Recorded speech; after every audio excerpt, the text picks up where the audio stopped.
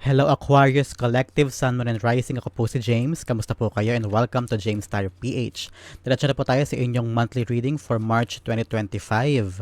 Ano po ang mga plano nyo this month? Mga wishes nyo na gusto nyo matupad? Ano po yung mga inaasahan nyo this month? Gamitin nyo pong manifestation board ng aking comment section at malay nyo matupad yung mga isusulat nyo dyan. So, isulat nyo yung mga wishes, mga plans, ganyan, yung mga pwede rin prayers, kung ano yung mga gusto nyong achieve this month, Aquarius. Thank you again for the likes, for the shares, and for the subscriptions, and also for those who are not skipping the ads. Thank you po for your support and kindness sa ating channel. Gamitin nyo lang po, use po your intuition sa ating reading today. Gamitin nyo lang po yung mga ka-resonate kayo and leave the rest para makuha nyo po yung akmang messages na bigay sa inyo ng inyong spirit guides today. Yung ibang mga message para sa ibang Aquarius yun. So, use po your intuition na malakas today. Okay? At the center of your reading, Aquarius, you have the Queen of Wands. Wow. In the area of what you want, you have the Queen of Cups. Beautiful. In the area of your what you need, you have the Page of Swords. In the area of your recent past, you have the Hanged Man. In the near future, you have the Tower card. In the area of your challenge this month, Aquarius, you have the Empress card. In the area of your good fortune, you have the Eight of Cups. Good fortune. In the area of your good advice, you have the Hierophant and the Temperance card. Beautiful. And your outcome this month, Aquarius, you have the Queen of Swords. Okay, tingnan natin sa bottom of your deck, you have a Justice card. I'm seeing you taking back the power sa sarili mo, kung ano yung mga pinakait sa'yo, kung ano yung mga pinaubaya mo dati, ganyan. So now, ito yun na yung panahon na parang unti-unti mo makikita, okay, bumabalik na sa akin dati yung mga pinakait sa akin, yung mga pagkukulang yan, makukuha mo na. So balance is restored in your life. I'm also seeing you getting something, a truth about something in your life, whether sa partner mo o sa kapatid mo or sa trabaho mo. There's a truth about that na mga gamit mo this month to move forward. For others, kung meron man po kayo kinakaharap ng mga cases or legal things, now is the right time to really focus on that and see that finer details, get the best legal counsel para po matulungan kayo sa inyong legal things with the justice this month, Aquarius. So start na po tayo sa inyong reading. At the center, you have the Queen of Wands. I'm seeing you being happy with yourself. Kung ano man po yung balak yung trabahuhin this time. Kung ano yung mga gusto mong gawin. I'm seeing you getting that confidence and trust in yourself na kung ano man ang mangyari, kung ano man ang sasabihin ng ibang tao, gagawin ko yung alam ko sa sarili ko tama at kung ano yung nafe-feel ko na dapat kong gawin. Whether or not this is the right thing for others o hindi. Parang ganun. So, I'm seeing you taking care of yourself, going to the gym, going to the parlor, making sure that your needs are natutugunan mo yung mga pangailangan mo. Parang your balance talaga. May something then about the truth that you will know. Kaya ikaw parang gagawin mo na this time yung gusto mo because parang nakalaya ka na din sa isang bagay dahil nalaman mo yung katotohanan. Ganyan. So, the Queen of Wands being clarified by the Three of Pentacles about the things na wino-work mo now, whether sa trabaho ito o sa community mo, basta group of people kayo and you're working on something and ikaw nag-excel ka kasi parang ang lakas sa loob mo, ang lakas ng tiwala mo sa sarili mo, lahat ng kino-contribute mo sa grupo ay excellent at saka kapaki-pakinabang. They are also trusting you and asking you for advice or asking you for your opinion kung paano mapapaganda o mapapalaki o may improve yung isang bagay. So you're on your element this month, Aquarius. Parang ang galing-galing mo this month and lahat ng subukan, lahat ng itatry mo, you are good at it. Ganon. So in the area of your what you want and what you need, sa what you want mo, you have the Queen of Cups. You want stability, you want peace. Gusto mo kung ano yung kahilingan ng puso mo, yun ang gusto mo makuha, yun ang gusto mo matupad. You're focusing on what makes you happy and you're using your whole heart on that. Hindi ka masaya kung hindi ka kampante sa isang bagay, hindi mo gagawin. Importante sa iyo na peaceful ka muna at importante rin na gusto mo yung ginagawa mo bago ka umuo o mag-agree sa isang bagay o bago mo simulan yung isang bagay. That's what I'm interpreting ngayon sa buhay mo now, Aquarius. Parang kung hindi ka masaya, wag na lang, ganon. Parang wag na lang gawin kung hindi ka naman masaya o kung napipilitan ka lang, wag na lang, ganon. So the Queen of Cups is being clarified by the Hermit. Yes, it's all about you. Parang kung hindi ka masaya, okay lang na mag-isa ka. Okay lang na to do things on your own and be independent and mag-solo ka lang muna ganyan. So you don't have to compromise, you don't need to compromise para lang sa kaligayahan mo. Kung hindi nakatuon doon yung buong puso mo, di bali na lang, parang ganon. In the area of what you need, you have the Page of Swords. I think you need to take a greater look about the information being said about you by other people. Whether or not they're making chismis about you or giving you false information about something. I'm also seeing for others naman, um, open up your chat, your emails, your calls, your texts. Baka meron dyan mga information about sa bagay na hinihintay mo. Because the Page of Swords is all about information and good news. So kung may hinihintay kang good news ngayon about approval or about a job order abroad, kung may tinatrabaho ka papeles, now is the right time to look into that. Baka may nakakaligtaan kang mga impormasyon o mga details na kailangan mong idagdag. So make sure na lahat ay nakakuha mo yung impormasyon ng tama and lahat tinignan mong mabuti. Okay? The Page of Swords being clarified by the Eight of Pentacles about your work nga ito, sa mga bagay na gusto mong gawin, about your skills. Kung may na-master ka now o may pinag-aaralan ka, make sure that nakatuon doon yung attention mo and you are not stubborn enough to accept the fact that you need to study and research on it. Kailangan mo linangin din yung bagay na kailangan mong pagtrabahuhan because sometimes I'm seeing you being stubborn at patigas ang ulo mo in thinking na hindi, alam ko na yan, napag-aralan ko na yan eh, ginawa ko na yan nakaraan, di ko na kailangan pang buhusiin yan o gawin ko ulit, ganyan. So make sure na you are humble enough to accept the fact na kailangan mo rin din siyang aralin at tignan mabuti para to make sure, just to make sure lang so that yung mga tinatrabaho ay tama at hindi mo na kailangan pa ulitin next time, okay? In the past, you have the Hanged Man. May mga delays in the past. May mga bagay na parang hindi mo alam kung matutupad pa ba o may progress ba, ganyan. So, you're thinking, kailan magbabago yung kapalaran? There are a lot of injustices for you in the past na parang pinagkait o hindi natupad, mga pangakong hindi tinupad, mga bagay na tinabaho mo pero walang nangyari, ganyan. So, there are a lot of things in the past na nagkaroon ka rin ng patience and you are being called to surrender. Huwag ka na rin magpakamartir. I'm hearing, huwag ka magpakamartir sa ibang tao, sa ibang bagay. It's the right time for you to take care of yourself and do the things that are right for you rather than doing the right for others and then napapabayaan mo yung sarili mo.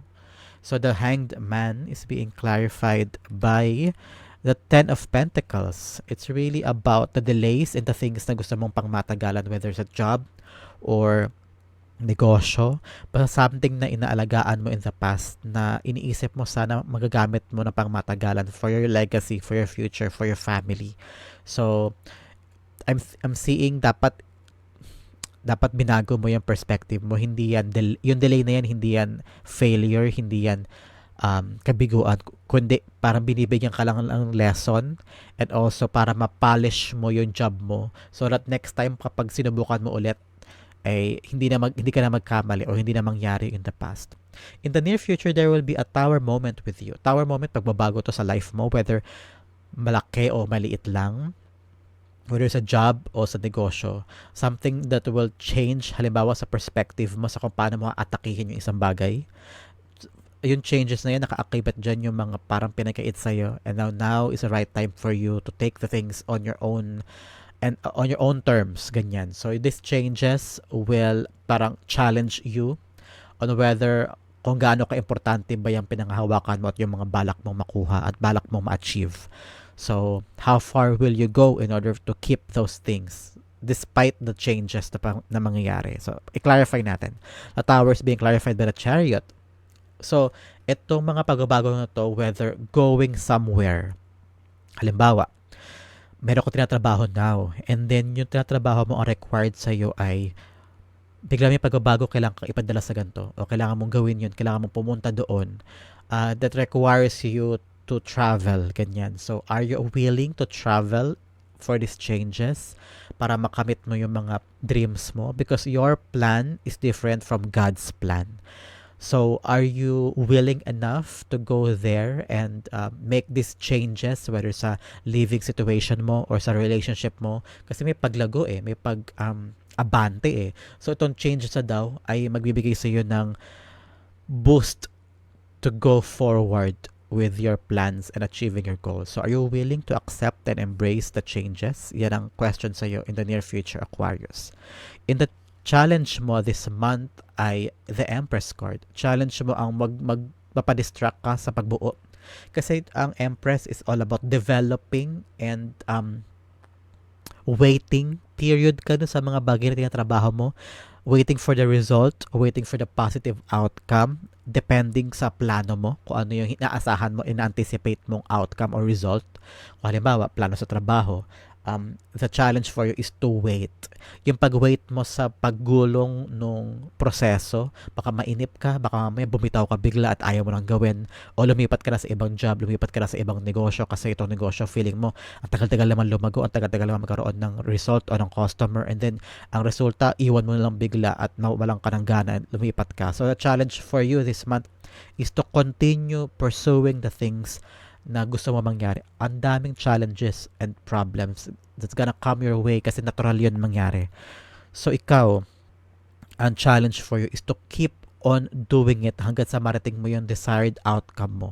Huwag kang panghinaan ng loob and huwag kang mawala ng pag-asa. Okay? The Empress is being clarified by the Ace of Pentacles. Yes. Sa dulo ng tinatrabaho mo, darating din yung abundance at saka gift at blessing na pagkaloob sa iyo ni God. So, don't stop. This is not the right time for you to give up, okay? In the area of your fortune, ay 8 of Cups. May iiwan ka na daw in the past. Whether mga taong hindi na nakakabuti sa'yo, toxic people, toxic relationship, toxic workplace, or toxic mindset. And you will go to the things that are important. Parang now, wala ka ng time gumimik, wala ka ng time gawin yung mga para marirealize mo na, ay hindi na to para sa akin, ay mali itong ginagawa ko, hindi to nakakabuti sa akin, whether bisyo, sigarilyo, gimmick, ganyan o alak, and you will go bravely dun sa mga bagay na importante at mas mahalaga para sa'yo. So may clarity dyan, may kalinawan sa'yo, may realization ka this month, Aquarius. So the 8 of Cups is being clarified by the 3 of Swords. May healing ka ngayon, may paggaling. Whether physical health mo yan, physical sickness, or mental health sickness, o mga sorrows, pains, rejections, and heartbreaks in the past. Ngayon, since sa area siya ng good fortune, ngayon natanggap mo na para okay, it's time to move on, it's time to let go, it's time to close that book and open a new chapter, and you already accepted na kung ano yung nangyari na, and you have the power now to move on and move forward. So, napaka-empowering nung part na yun sa'yo, Aquarius. In the area of advice from the divine, you have the Hierophant and the Temperance.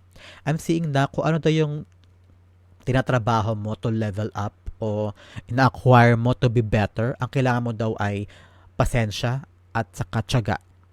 It's very simple as that. Kailangan mo daw ng tiyaga at pasensya sa mga bagay na tinatrabaho mo, whether bibili ka ng bahay, bibili ka ng lupa, o magpapakasal kayo. So, be patient in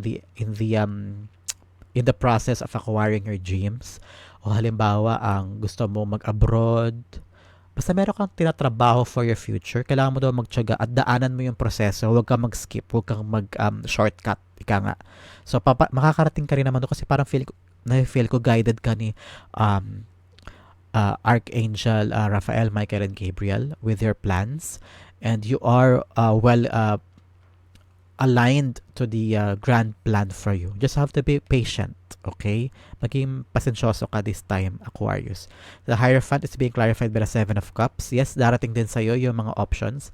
Kapag naghintay ka sa mga bagay, darating din sa'yo yung mga hinahangad mo and then marirealize mo, marami pang open na possibilities for you. Hindi lang yung gusto mo.